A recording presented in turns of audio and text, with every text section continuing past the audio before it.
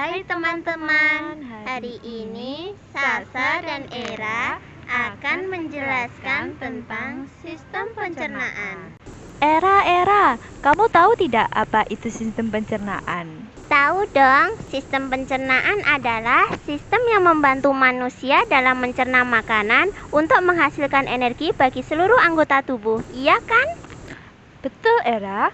Kalau mekanisme sistem pencernaan, kamu tahu tidak?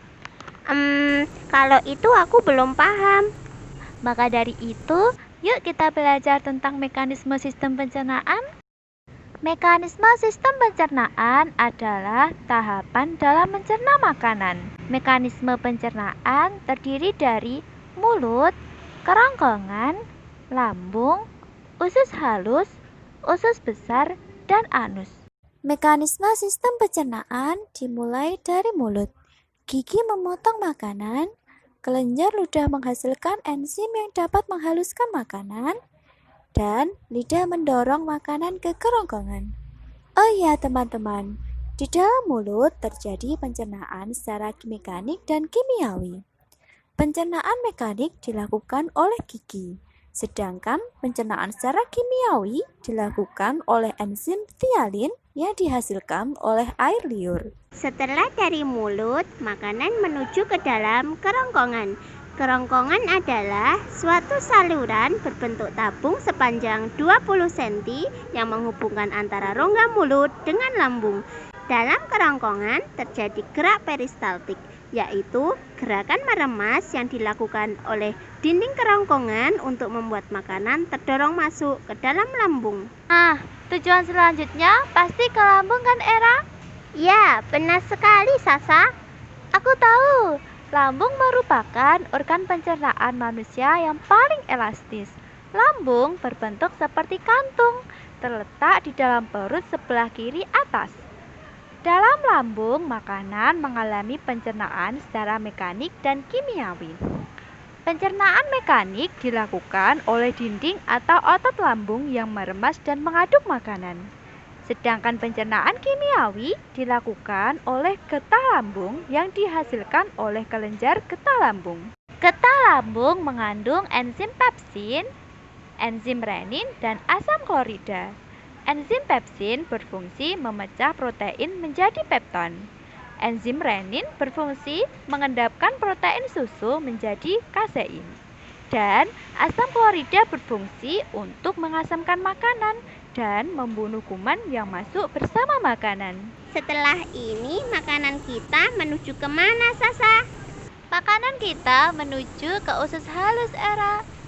Oh iya, usus halus. Usus halus merupakan usus terpanjang dalam sistem pencernaan. Panjangnya mencapai 6-7 meter. Di dalam usus halus terdapat cairan khusus yang membantu pencernaan makanan. Oh iya, usus halus terdiri dari 3 bagian, yaitu usus 12 jari, usus kosong, dan usus penyerapan. Teman-teman, usus 12 jari atau duodenum memiliki panjang 25 cm. Usus 12 jari mencerna makanan dengan bantuan getah pankreas dan getah empedu. Apa itu getah pankreas? Getah pankreas dihasilkan oleh pankreas yang terdiri dari enzim amilase yang berfungsi mengubah zat tepung menjadi zat gula atau glukosa, enzim tripsin berfungsi mengubah pepton menjadi asam amino, dan enzim lemak yang berfungsi mengubah lemak menjadi asam lemak dan gliserol. Kalau getah empedu dihasilkan oleh hati dan disimpan dalam kantong empedu. Getah empedu berfungsi untuk mencerna lemak. Selanjutnya adalah usus kosong. Usus kosong atau jejunum terletak di antara usus 12 jari dan usus penyerapan. Usus kosong memiliki panjang sekitar 2,5 meter dan berfungsi untuk mencerna lebih lanjut makanan yang telah dicerna oleh usus 12 jari. Terakhir adalah usus penyerapan.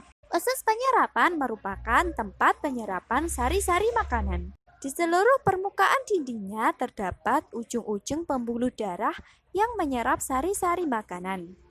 Kemudian, sari-sari makanan diedarkan melalui aliran darah ke seluruh tubuh.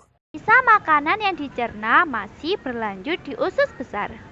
Usus besar berfungsi menyerap cairan, vitamin, dan mineral dari sisa-sisa makanan yang telah diserap oleh usus halus. Dalam usus besar terdapat bakteri yang berguna bagi tubuh yang bernama E. coli. E. coli membantu proses pembusukan sisa makanan. Proses pembusukan makanan akan menghasilkan kotoran atau feses yang kemudian dikeluarkan melalui anus.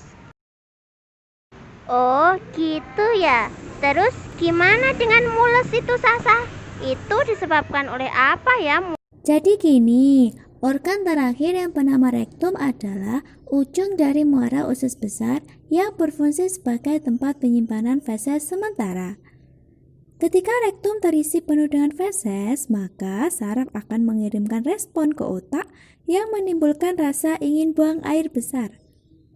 Anus adalah lubang di bagian bawah pantat yang berfungsi sebagai tempat keluarnya feses dari tubuh. Oh, jadi gitu ya proses pencernaan dalam tubuh kita. Seenak-enaknya makanan yang kita makan, ujung-ujungnya dibuang lagi. Eits, tapi ingat kan, ada juga sari-sari makanan yang menyebar menjadi energi untuk tubuh kita. Jadi gitu ya Era, mekanisme sistem pencernaan dalam tubuh kita. Kamu paham kan Era? Iya, Sasa, aku sudah paham. Lalu, gimana dengan teman-teman? Sudah paham kan? Pastinya sudah paham dong. Cukup sekian ya teman-teman, perjalanan Sasa dan Era. Sampai jumpa.